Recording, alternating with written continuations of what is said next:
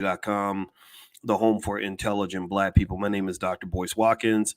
I hope you guys are doing well. Today is an interesting day. Getting ready for a trip to Egypt. We're about to head out of the country soon and going to go learn about our ancestral roots. But before I do that, I wanted to come in today and talk about that crazy interview between Donald Trump and the National Association of Black Journalists. There was a panel that happened in my home city of Chicago that involved some journalists interviewing Trump, and it became just kind of a shit show. And I'm going to talk about it and give you a Dr. Boyce breakdown on this. So get comfortable, buckle up your seatbelt, hit that thumbs up button. We're going to get started on drboycetv.com right now.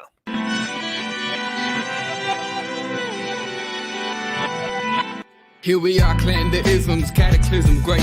Our people out here struggling, trying to make it in this state. Everybody out here doing it, but we the ones who late. Now family, we the ones who gotta delegate. Get that money in the power, never be fake. Stick to cosign for 3. What did he say? Create jobs, support our own. Educate the same and buy back your home. Got 3 degrees, triple 10. 3 PhDs, now we on the CNN. DBTV, let's talk about negligence. Ignorance is bliss, but we can turn it to intelligence. Believe none of what you hear, half of what you see. Let's break it down here on Dr. Boyce TV. Here we are. Hey, what's going on, guys? Welcome to drboycetv.com, the home for intelligent Black people. My name is Dr. Boyce Watkins. I want to say hello to everybody. I hope you all are doing well. Do me a favor really quick. Let's do a quick sound check. Y'all know how sometimes when I travel, the sound gets a little bit weird. Give me a quick yes or B1 in the chat if you can hear me. Shout out the city you're from also. I see Bobby from Steel City, Pennsylvania.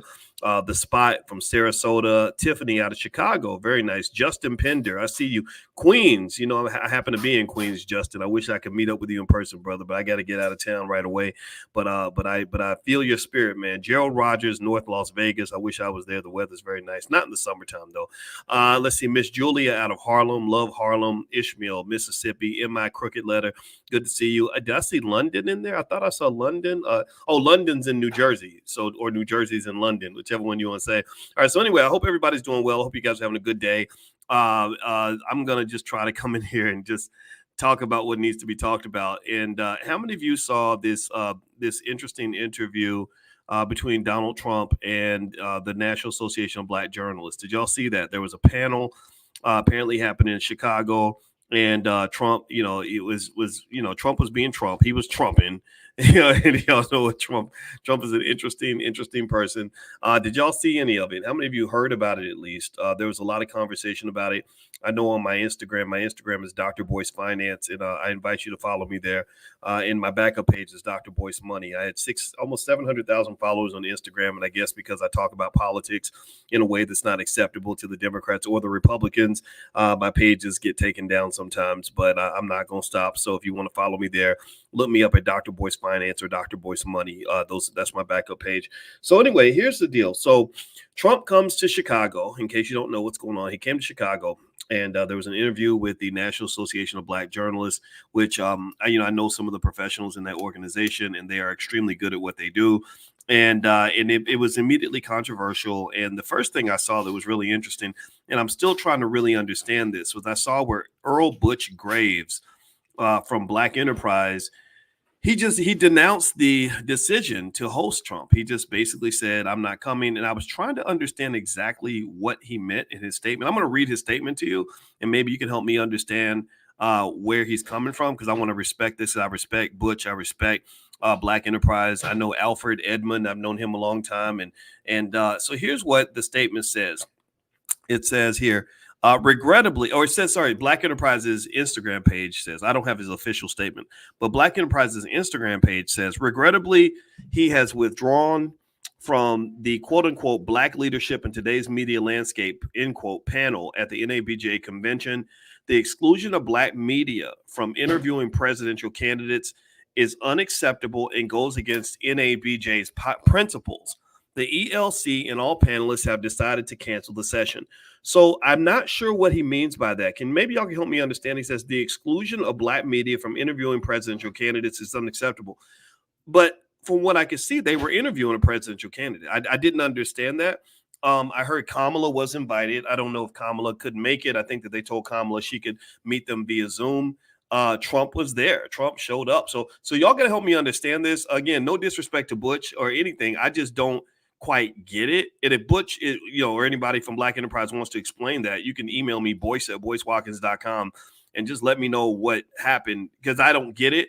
And it says Black Enterprise remains dedicated to promoting Black leadership and meaningful dialogue. Thank you for your support. Together, our voices will be heard.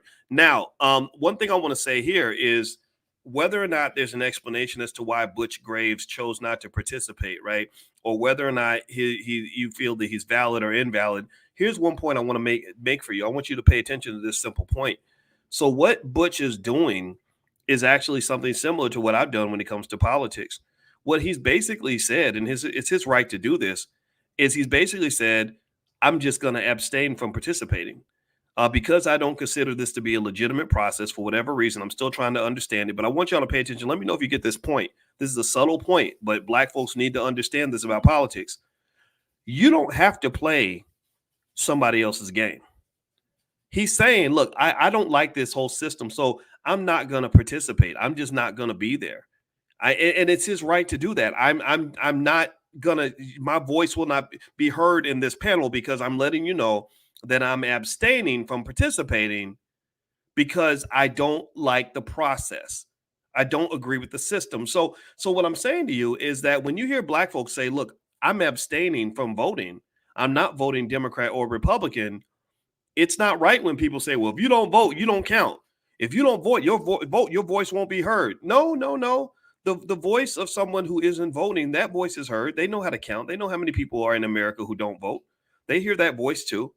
And abstaining, is a long-held political science strategy. Most political scientists will tell you that abstaining is a viable strategy in a situation where you are confronted with an illegitimate system. So, in fact, let's do a straw poll real quick. Give me a yes or no. How many of you think that the two-party system is a bunch of crap?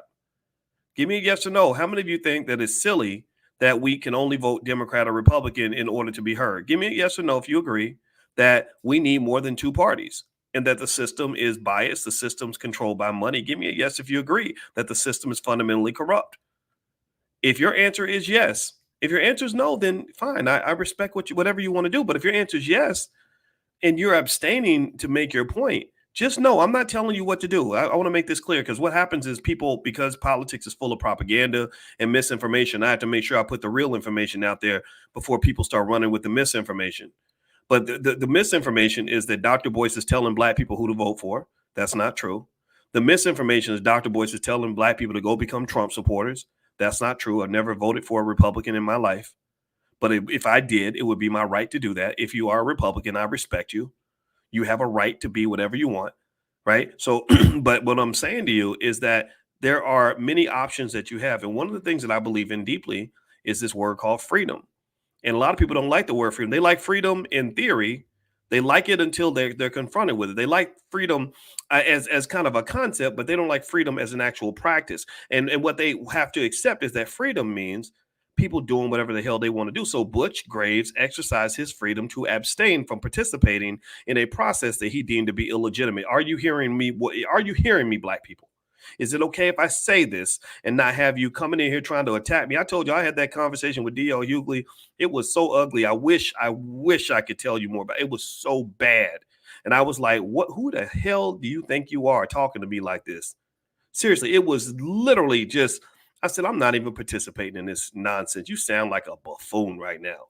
This is crazy. I'm not going to fight a Black man over Democrat, Republican stuff, because y'all know these people don't care nothing about you. Have some damn self-esteem, please. So anyway, let me get back to it. All right. So anyway, do me a favor, hit the thumbs up button, thumbs up, share, subscribe. You're watching drboycetv.com, the home for intelligent Black people. So Butch Graves says he's not going to participate in the NABJ event because he feels that it's not legitimate for whatever reason. I told you I read a statement. I'm not 100% clear. I thought it was maybe because he was offended that Trump was invited, but then it sounded like he was saying something about journalists not being able to interview presidential candidates. But there were 3 journalists on the stage interviewing Trump. So no disrespect, Butch, but you got maybe some clarity might help on this particular issue. So Trump gets up there and just literally just creating a powder keg of identity politics, They have him on stage with 3 black women. That right there is a mistake. That right there is, that right there is a problem. The optics of it are very, very bad. I'm not to say that any of these women are not qualified. They are all very intelligent. Their questions were very good. They were all very professional.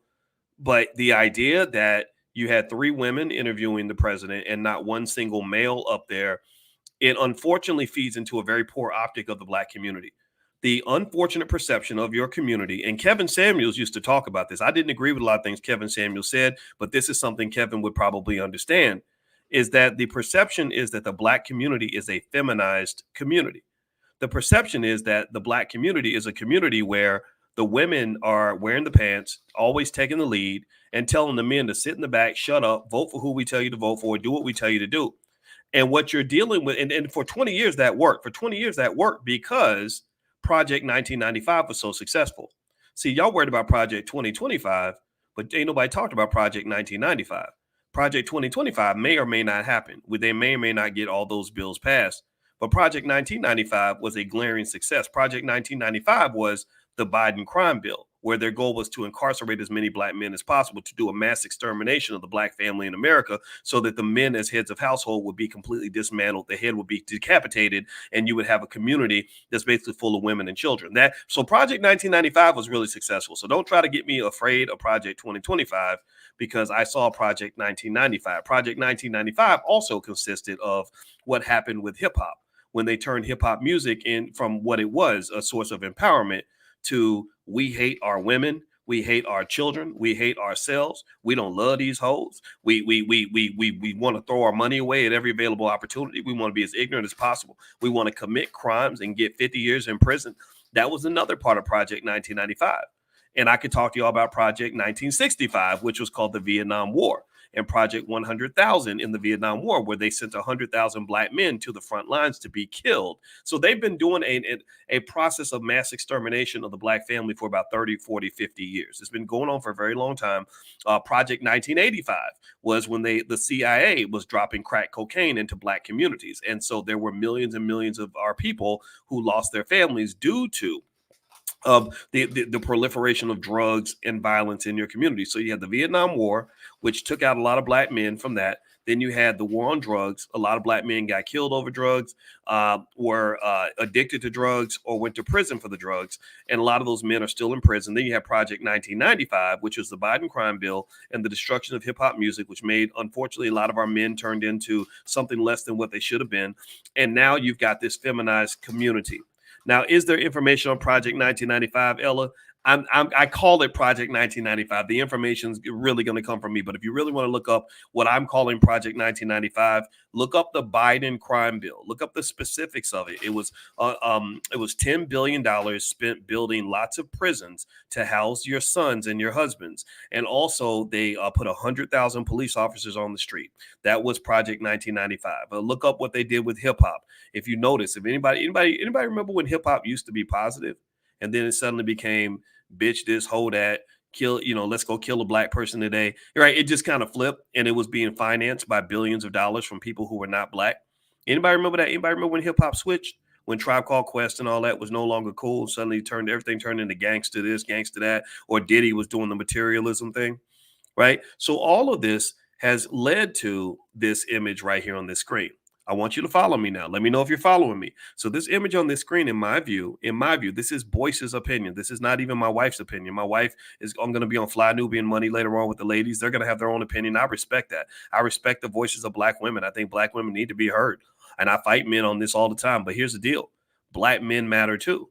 And so on this panel, the NABJ made a huge mistake by putting 3 women on that panel. They could have put 1 man on there. They could have put a 4th chair up on the stage. They could have done something, because the impression that people have of your community is that your men are weak, that your men are non-existent, that your men are ignorant, that your men are disengaged, and that your men are just stupid. And ultimately, this is what is happening partly as well when you're seeing so many men deviating from the Democratic Party. And then at the same time, while they're deviating, while they're saying, look, I'm not signing up for this, I'm not participating in this, most of the people that are leaving, and I know brothers who are straight up Republicans, and I don't have nothing against them. I don't tell them they can't do it. But a lot of them are leaving because they're like, wait a minute, I'm a man. I'm not down for all this LGBT nonsense. Being gay is not the same as being black. Or you have a lot of men who say, no, no, no, no, no, I'm not interested in your views on abortion because I don't, if you carry my baby, I think I have a right to choose. I have a right to have a voice, not just you. It's not just about what women want. It's about what men want too. There are lots of men out here who are rebelling, and this is causing division. It's causing a civil war in the community. I know several Black women. I have probably hundreds, if not thousands, of Black women who will no longer engage with me because they have been so trained to believe that a Black man using his voice and a Black man being honest and a Black man intelligently speaking on his own behalf or on behalf of his people is somehow sexist and bad. They label you for being honest. They label you for having a brain. They label you for trying to have a voice. And I don't give a damn. I reject all your labels. Like my mama used to say, I rebuke you in the name of Jesus. Like, we got grandmas who say something like, well, I rebuke you in the name of freedom. I rebuke you in the name of justice. I rebuke you in the name of all that is fair, all that is decent, all that is intelligent. I rebuke you in the name of intelligent Black people. And because I believe that the Black family matters. I believe that the Black family is the most important, most sacred component of our community, and that is what they destroyed. So that image right there reminds me of the broken Black family. They got very offended when they referenced some things J.D. Vance said about women not having children and things like that. I know why someone got offended because unfortunately, at least one of them, I wouldn't be surprised if one of them was a kind of person who gave up family and relationships so she could have a great career. Because this happens in millions of our families where they tell you, stay in them books. Don't worry about them boys. Don't worry about having no kids. Don't worry about getting married. And I'm not saying that's bad. I'm not saying it's not your right to do that. But unfortunately, there's more to life than just your career. There's more to life than just getting that white man to give you that special job so you can feel important. There's more to life than making a little bit of money. Family does matter too. And I think we've lost our families. And I think that's why we've lost our way. And I think that's why we have lost our power. So anyway, let me keep going. Do me a favor, hit the thumbs up button. Thumbs up, share, subscribe. And I hope it's okay. Give me a yes if it's okay. If I say things you would disagree with in that we are still friends. Give me a yes if it's okay. If we can just disagree. And if you disagree with me and you lay out another perspective, that I don't agree with, I'm going to listen to you. I'm going to learn from you. And my wife just made a good point. I told you, even my wife don't agree with everything I say. And she literally said, when I talked about women that give up their family situations for their careers and all that, she said, you did that. And she's 100% correct. She's 100% right. And let me also give another piece of honesty that I don't really reveal very much in public. I regret it. I really do. I regret the fact that when I was younger, I didn't really understand how important family is. If I could have done it my way, I would have had a bunch of kids. I've adopted several children. I have 6 children that I've adopted that are not my biological children. And I did that because being a father became more important than being a scholar to me. Being, whatever, internet famous or having a little money in my pocket became far less important than family. So I'm playing catch up too. So I ain't even criticize you. If I criticize you, I'm criticizing myself. And one of the things I think is very toxic about, when Black women are taught to be white feminists. See, I'm 100% womanist. I completely get that. I never grew up in a household where women had less power than men. In fact, the women had a lot of power in my household, but I did have a father. One of the things I think that's problematic about our feminism is that we adopt so much of that from white women. And one of the things that really is interesting to me is how sometimes we will think that women's equality means that it's okay when women adopt and adapt the most toxic, dysfunctional behavior that men engage in. Like, remember when Amber Rose, it was Amber Rose, the one that Trump had at her rally? Remember she was doing the slut thing, the slut walk? Like everybody should be a slut, and was like telling everybody to go be a slut. And then when you would say, well, why would you want to be a slut? Sluts don't respect their bodies. Sluts catch diseases. Sluts end up lonely. Sluts end up with unwanted pregnancies. They would turn around. They say, well, men do it. If men can do it, why can't women do it? And I'm like, yeah, men can do it, but male sluts don't end up doing very well in life either. I don't think that the slut behavior is healthy for anybody in a world of STDs. So why would you think that something is good because you're copying the very worst behavior from men? And that's so I really honestly think, generally speaking, I think that we can have a community that supports the rights of women and rights of men and let everybody have a voice. and learn empathy. Just learn, sit and learn what men have gone through so you can listen to men, and learn what women have gone through so we can listen to women, because the gender war in our community is part of what's destroying our families. But anyway, let me get back to this Trump thing, because I want to make sure I make a few points on this before we're done. And also, by the way, we are having in the Black Business School, because we believe wealth is the most important thing in our community, we're having a Black Investors competition. We're doing the Black Investors Championships, where you can win the Black Investors Cup. If you'd like to join, the competition starts on August 19th. The last day to enter is August 10th. And basically, we give everybody $50,000 to invest in mock money. And at the end of 6 weeks, whoever has the most money wins. I will personally ship the Black Investors Cup to your house. If you'd like to join us in the Black Investors Cup, you can actually get free access. I can waive the entry fee. If you want to join my free Money in the Morning financial consciousness training, every morning I teach thousands of people cutting edge economic thinking in the Black Business School. It's 100% free to join, to get started there. So feel free, if you'd like to join, just text the word morning, MORNING, to 87948. Text morning to the number 87948. Also, my book, The 10 Commandments of Black Economic Power. You can find a copy at drboycebooks.com. That URL is on the screen. So here's a few things about this. So first off, NABJ, bad move by having only women on the panel. You should have had a man on there. The aesthetics are terrible. And it only reminds the men that are voting for Trump, it reminds them of why they have to leave the Democratic Party, because they feel that they've been feminized. That's just honest to God truth. Number two, I will say, though, that the women that were on the panel, they asked really good questions. They hit a lot of the great hot button topics. They challenged Trump on a lot of areas. I don't think it was a softball interview by any stretch. The lady in blue, he really fought with her a lot. The lady in red, he seemed to have a previous relationship with her. I thought that was really interesting. Number three, I will say that the idea that these journalists should never have invited Trump, that's the wrong idea. The idea that you should only be talking to Democrats is tantamount to various forms of political slavery, voter intimidation, and voter suppression. And the reason I say that is because as a journalist, I taught on the faculty at Syracuse University for many years. I was on there for 13 years in the finance department. And let me tell you, I used to meet a lot of students in the Newhouse School of Journalism, which is one of the best journalism schools on the planet. Mike Tirico, who's doing the Olympics right now, came out of our journalism school, among many other great journalists, Bob Costas, a lot of great people. And let me tell you, one of the things that I learned when I talked to a lot of these journalism students and scholars is that a journalist is supposed to have a type of impartiality, where you got to focus on the facts over the feelings.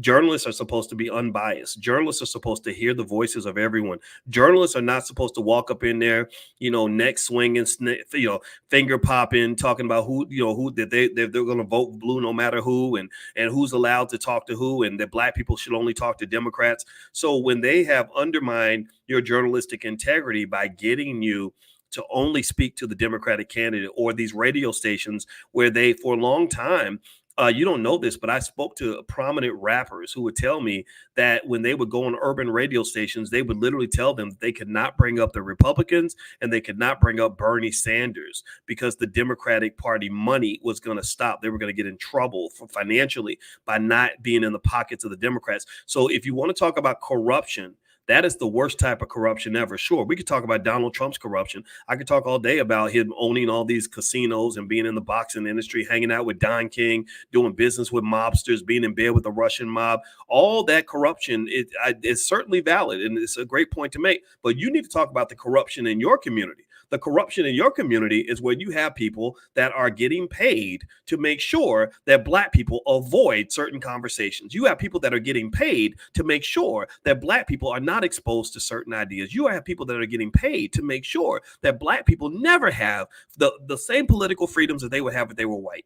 That Black people do not have the right to vote for whoever the hell they want to vote for, and that is wrong. That is as racist as they come. And stop thinking that only a Klansman with a white hood can be racist. Some of your biggest racists in America are people that with skin that looks like yours. You got a lot of Negro managers out here. They call them Black leaders, but they're really Negro managers whose job it is to control and deliver Black people, just like you delivering buckets of chicken to KFC. Their job is to control you like you are on some sort of a farm. And I think that's wrong. And I can say that without it all telling you how to vote or who to vote for. I am not telling you to vote Democrat. I'm not telling you to vote Republican. I'm not telling you to vote, not to vote. I'm not telling you none of that. And so when people come in my inbox and they think they got me, you're a Trump supporter. I'm like, yep, I expected you to say that, because the people that believe that they are entitled to the black vote, their first response is when you say, I don't like what the Democrats are doing, their job is to call you a Trump supporter to somehow try to ostracize you. Sorry, I rebuke you in the name of freedom. But then somebody will come around and at Ebony Magazine, I got banned from Ebony Magazine from what someone, an internal person told me, because they said, well, Dr. Boyce is telling black people not to vote. I said, I never said that black people shouldn't vote. I've never told people to do anything. I tell you what I'm going to do. And I'm a man. You ain't going to tell me what to do. I don't know. I don't live on that plantation. So I have never, you will never find a clip anywhere of me saying this is what all black people need to do with their vote. I've never said that. The only thing I'll say is that with your vote, you should do what you feel best. You should look at your family and put yourself first, the same way all these bastards in Washington are putting themselves first. They put themselves at the top of their priority list, so you should be doing the same. What is wrong with that? Why is that such a radical idea that black people should put black people first? The only reason that it's a radical idea is because everybody's used to using you like a $2 hoe. That's what it is. They're used to milking you like a cow. They manipulate you like the hooker that don't even get the $2 on the dresser after the evening's over. And I don't like it. I just don't like it. I don't like it. So I'm going to summarize this, and I'm going to go and end this conversation because there's a lot to unpack here. I'm going to say this. You know, the interview between Trump and the black journalist, I don't know if that was a win or a loss for him or the journalist. I have no idea. I'm not here to assess that. You can make that your own assessment as to who won and who didn't. I'm going to say that the women did a great job. I wish there was a man on the panel, but the ladies up there were extraordinarily good. I was very proud of the NABJ for having this conversation, and I wish Kamala had been there. That would have been great too. I think they should confront each other. I don't know why Trump won't debate her. Maybe he's scared because Kamala's not a stupid lady. She knows how to fight. She's younger than him. It flips the table. He's not fighting old, raggedy Joe Biden anymore. He's fighting a young, highly motivated, intelligent young woman. So she might kick his ass in the debate. I have no idea. It's going to be a good fight when it happens. Holyfield Tyson Part 2. That's what it's going to look like. But I'm also going to say this. I'm going to end with one word that describes this interview to me. And that one word is a word that I hope we can agree on. And that word is called freedom. How many of you agree with me? Give me a yes in the chat if you agree. I need everybody to give me a yes so we can end on the same page. Because I'm not going to fight you over Democrat, Republican. I told y'all that. I told D.L. Hughley that. I told a lot of people that. I'm not going to fight you over political parties. How many of you agree that black people should be free? Give me a yes if you agree that black people should be free. Freedom, that's our word. Why do I focus on that word? Well, because the thing about freedom that makes it really complex is that freedom is typically not free. Freedom comes with a price. Freedom is hard. Freedom is hard because sometimes powerful people don't want everybody to have freedom because their freedom means you're losing power. So when I talk about freedom, my freedom is very basic. It's a simple idea that I hope anybody who loves black people can agree on. My idea of freedom is that you should have access to all full information that allows you to make the most informed decision for your family. Can we agree on that? Give me a yes if you agree that more information, freedom of information, freedom to explore ideas is a good thing for black people. Also, freedom means that once you've explored all the ideas and all the possibilities and considered all the alternatives for your family, you can make whatever decision, whatever fucking decision, excuse my French, whatever decision you want to make that's best for you and your family. That I think that's okay. And the idea, I want y'all to just really process this. There are people who are so threatened by me saying that they literally, I kid you not, I couldn't believe some of the phone calls I got. I couldn't believe I have been threatened with physical violence because I've said this. And I'm not a Republican. I ain't voting for Trump. I know too much. So this tells you the environment that you're in. You're in the middle of a cesspool of corruption. You're in the middle of a space where don't nobody really care about you that much, so you got to care about yourself. So maybe the reason they're threatened by me is because I'm cheering for the revolution. The revolution means that every person in our community makes the decision that works best for them, that the journalists do your damn job and interview all the candidates so that the community can be exposed to all the ideas. Good job to the NABJ for doing this. Whoever made the decision to say, hey, you know what? We need to have this interview. Good for you. Way to go. That's what a journalist is supposed to do. They're not supposed to sit there and say, well, I'm gonna vote blue no matter who, and certain people, our people don't need to hear from these people because they're only gonna distract them and no, that's not your job. That's called paternalism. Paternalism is where you treat grown-ups like they're children. Black people are not kids. Black people can make decisions for themselves. Intelligent Black people can anyway. So just that's where I stand. So if anybody ever asks you, what does Dr. Boyce believe in? Is he Democrat or Republican? Just say, no, Dr. Boyce believes in freedom. That's where I'm going to end it at. So anyway, speaking of freedom, I do believe, and I'm going to head out after I say this because my wife needs me. I believe the best freedom for Black people comes from economics. I believe that our best option to be free and to be strong is to really, really become the most economically advanced group of people on the planet. So every single morning, one thing that we do, because just to show you, I don't just talk about it. I'm going to be about it. Is every morning we have Money in the Morning, financial consciousness training, where every morning we talk about economics, and I share the most advanced ideas on economics that I can. My PhD's in finance. That I've trained on finance for about 30 something years. I taught my first class in finance at the University of Kentucky in 1993. So I've been doing this for a minute.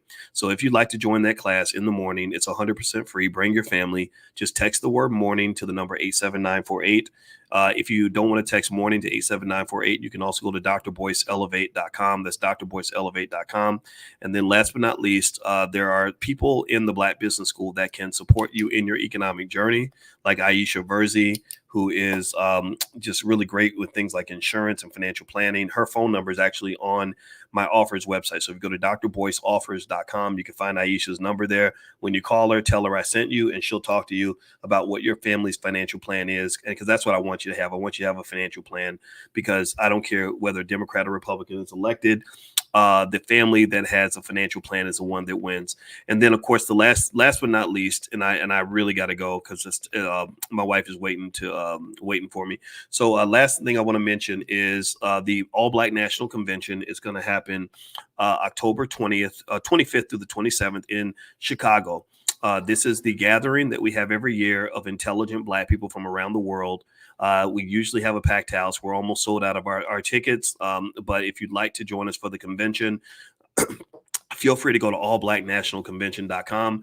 In this convention, I just want you all to know, just in case you're curious about how we stand politically, on the stage, we will have Democrats, we will have Republicans, we have people that are independent, we have people that don't vote. We just have people that love the Black community. So if you are Black first, this is for you. If you believe Black people should be healthier physically and mentally, this is the place for you. If you believe Black people should have better relationships and stronger families, this is the place for you. If you believe that Black men and Black women should love each other, this is the place for you. If you believe that Black people should have wealth, financial security, income streams, all that stuff, this is the place for you. So feel free to go to allblacknationalconvention.com, and you can join us in October 25th through the 27th. All right, guys, I'm out of here. God bless you. Thank you so much for listening, and have a wonderful day. Talk to you soon. Peace.